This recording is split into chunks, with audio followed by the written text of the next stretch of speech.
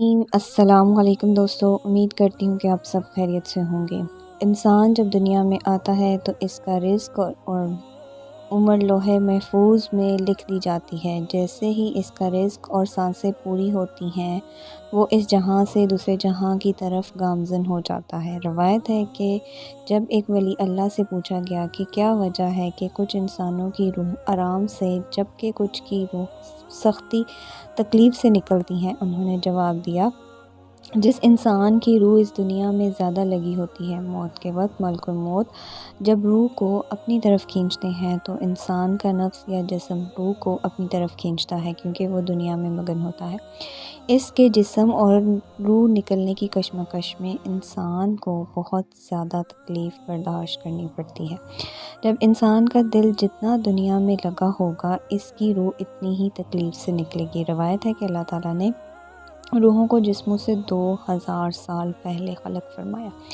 جب اللہ عز و جل نے روح کو جسم میں داخل ہونے کا حکم دیا تو روح نے اللہ سے عرض کی، میں جسم میں تکلیف سے داخل ہو رہی ہوں لیکن اب اسی تکلیف سے جسم سے نکلوں گی۔ بے شک روحیں ایک حقیقت ہے۔ روایت ہے کہ یہودیوں کی ایک جماعت حضور پاک صلی اللہ علیہ وسلم کے پاس آئی اور عرض کیا، یا محمد صلی اللہ علیہ وسلم، روح کیا ہے؟ آپ صلی اللہ علیہ وسلم خاموش رہے اور وحی الہی کا انتظار کرنے لگے۔ پھر اس جماعت کو اگلے دن کا کہا۔ جب وہ جماعت وقت مقرر پر پہنچی تو اس طرح 3 دن تک انتظار فرماتے رہے لیکن وحی نہ ہوئی۔ چوتھے دن حضرت جبرائیل علیہ السلام وحی لے کر حاضر ہوئے اور عرض کیا، یا رسول اللہ صلی اللہ علیہ وسلم، آپ انشاءاللہ کہنا بھول گئے تھے اس لیے وحی الہی میں دیر ہوگی۔ اس کے بعد وحی الہی سنائی جس کا ذکر قرآن مجید میں کچھ یوں ملتا ہے، اے نبی، یہ آپ سے روح کے متعلق پوچھتے ہیں، ان کو کہہ دیجئے وہ تو اللہ کا ایک حکم ہے۔ اگر انسان نیک اعمال کرتا ہے تو مرتے وقت روح جسم سے آسانی سے نکل جاتی ہے۔ اس کا ذکر بھی قرآن میں کچھ یوں ملتا ہے، اے مطمئن نفس، اپنے رب کی طرف واپس لوٹ چل۔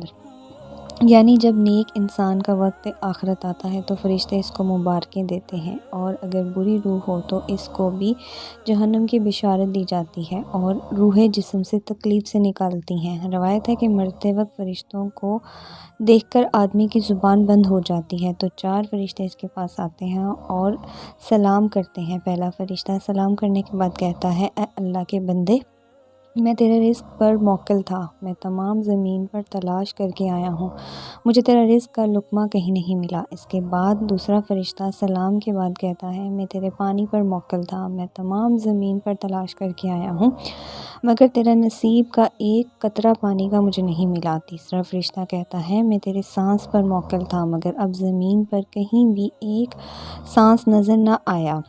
پھر چوتھا فرشتہ کہتا ہے، میں تیری عمر پر موکل تھا، اب زمین پر تیری عمر کا کوئی حصہ موجود نہیں۔ اس کے بعد نامہ اعمال اس کو دکھائے جاتے ہیں۔ اس وقت میت کی آنکھوں سے آنسو جاری ہو جاتے ہیں، وہ دائیں بائیں دیکھتی ہے اور نامہ اعمال پڑھنے سے ڈرتی ہے۔ اس کے بعد ملک الموت اس کی روح قبض کر لیتے ہیں۔ یا اللہ پاک ہم سب کا خاتمہ ایمان پر فرما اور ہمارے اعمال نامے دائیں ہاتھ میں ہو، اور قیامت کے روز ہمیں آپ صلی اللہ علیہ وسلم کی شفقت نصیب فرما۔ اللہ مجھے اور آپ کو آسانیاں دے اور آسانی تقسیم کرنے کی توفیق عطا فرمائے، آمین ثم آمین۔ دوستو، اگر آپ کو میری ویڈیو پسند آئی ہو تو ویڈیو کو لائک، اور چینل کو جنہوں نے ابھی تک سبسکرائب نہیں کیا ان سے میری گزارش ہے کہ چینل کو سبسکرائب کر لیں، بیل کے آئیکن کو پریس کر لیں جس سے آپ کو میری لیٹسٹ ویڈیو کا نوٹیفیکیشن ملتا رہے۔